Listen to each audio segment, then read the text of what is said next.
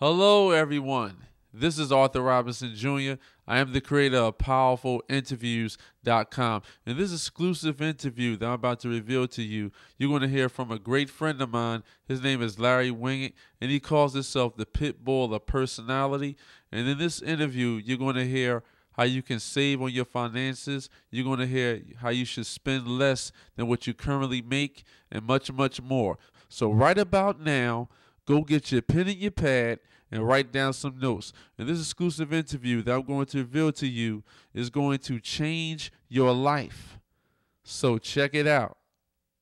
Good evening, everyone. This is Arthur Robinson Jr., and tonight I have another special treat just for you.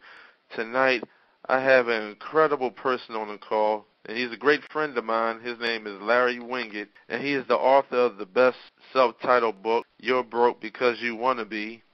And without further ado, I'd like to welcome Larry Winget to the call. Thanks, Arthur. Glad for you having me on. Well, thank you, Larry. I'd like to thank you once again for taking time out of your busy schedule to educate the listeners about your powerful book, You're Broke Because You Want to Be. I gladly appreciate it. Well, my pleasure to be on here. I've written a lot of books. This is actually one of my very favorite books. It's about taking control of your personal finances, and most people right now just barely get by. I want them to get control so they can actually start getting ahead. What I would like to know, and can you educate the listeners about who you are, and can you give them a brief background about what you do and how you come up with this powerful book, You're Broke Because You Want to Be? Well, for 20 years I've been a professional speaker. I've spoken to 400 of the Fortune 500 companies.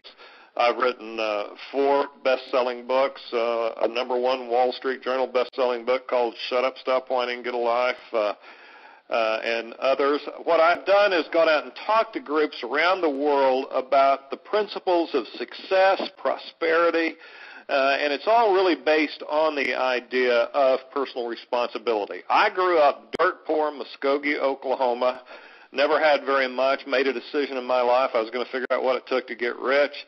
Got rich, lost it all through a series of bad business mistakes. I went from broke to rich to bankrupt to multimillionaire, and I did it with the principles that I teach corporations, individuals, associations all over the world. And for those that don't know Larry, I'm just going to give you a brief background about his history. Larry Winget is a 4-time New York best-time Wall Street Journal best-selling author. He is a member of the International Speaker Hall of Fame. He has starred in his own television series and appeared in national television commercials.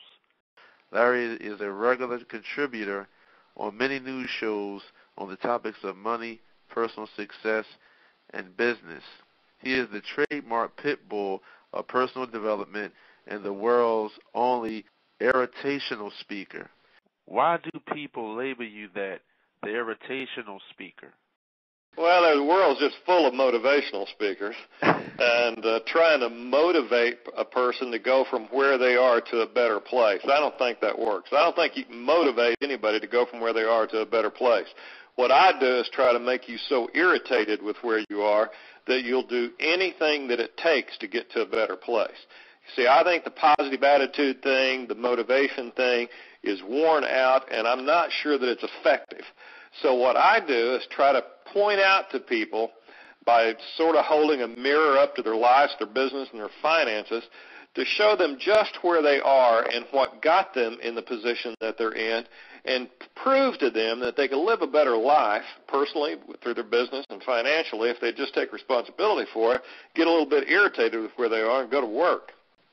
I was reading your incredible book, You're Broke Because You Want to Be, and one of your chapters was actually elaborating about how to get out of debt. Can you explain to my listeners a little more about that? You know, getting out of debt, I've worked with a lot of people. I did have my own television show on A&E for several years. I've talked to, I get 100 emails a day from people who are in trouble financially. And what's interesting to me is when it comes to debt, I have yet to deal with one person who really knows where they are financially, meaning they don't know how much money they got to work with, and I don't know anybody right now who knows exactly how much money they owe, who they owe it to, when it's due. They just don't have a good grasp. So the first thing you got to do when it comes time to get out of debt, and you make up your mind you want to do that, is to get a grasp on where you are, which means you have to know how much money you have on hand and how much money you owe to other people and when that money is due. After you've done that, you got to figure out what got you in the mess that you're in. You see, I believe that your money always goes to what's important to you. So I can walk in somebody's house, or I can look at your checkbook or your credit card statement, and I'd know in 5 minutes what's important to you. No matter what you tell me, if you said my family was important to me, and yet you didn't spend money on your family making sure that they were financially secure, I'd have to call you a liar, because your money's not going to back that statement up. So I can look at your credit card statement, walk through your house, and say, no, it looks to me like clothes are important to you, or being cool is important to you, or that big screen TV is important to you. I've had people that their cigarettes were important to them because they were spending more money on their cigarettes than they were paying their bills. So what you have to do is track how you spend your money. And then once you know what caused the problem, you have to be willing to make sure you do whatever it takes to move past that problem, stop spending your money on it, and start spending it on the things that are really important in life, which mostly people say, well, I can't even be happy. You're going to take all that stuff away from me. Mostly what people need to realize is that there's nothing in the world make you happier than being financially secure, having your bills paid, some money in savings, and know that you're moving toward where you'd like to be really in terms of your money. So is it good to write down a solid plan and follow that plan each and every single day in regards to reaching prosperity? Well, you have to write everything down. I'm a big believer in making lists. The fastest way to get hold on how you spend your money is to make a list on where you're spending your money. So get out a sheet of paper and track how you spend your money every single day. Do that for a month, and you'll find out just how stupidly you'll spend your money. And then what you have to do is figure out on paper what you'd like your life to look like. Only 3% of society have written down goals for their life. 97% never write down anything. And those 3% who have the written down plan for their lives make more money and accomplish more than the other 97% put together. So, yeah, you do have to have a written down plan. You have to know in writing what got you in the mess, and, you have to have a written down plan on what you'd like for it to look like. And then you have to write down the actions you're going to take every single day to move you between where you are and where you'd like to be. Let's say that one of my listeners are having trouble with raising capital. Can you give the listeners one specific tip in regards to how can they raise capital to expand their business? Well, first you have to have and this is the reason most people don't get capital, is they don't have a solid business plan to show somebody how they're going to get paid back. Mm-hmm. You can't sell an idea to an investor, to a bank, to an individual, to another entrepreneur, unless you give them a solid idea of how they're going to get their money back. They want you to be successful, but really all that anybody wants when they advance you money is to make sure they make money on their own money.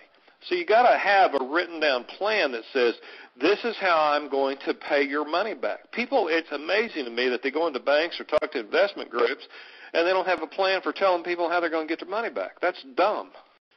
So let's say if you want to borrow $10 million, then basically you got to have a $10 million business plan to put in front of you. You want to borrow $10 million, you better have a $20 million business plan.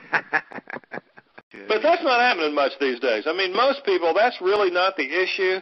Really what the bulk of the United States is faced with today is how do I pay my bills? When you realize that the average 50-year-old in America today has $2,500 to their name, $2,500, which means, let's say, over the course of 25 years, and let's say they start to work when they're 25. Most people start to work long before they're 25. But you've worked 25 years. You're now 50 years old. The best you've been able to do is save $100 a year, $8.33 a week, $2 a week, $8.33 a month is the best you've been able to do in 25 years. That's where most people really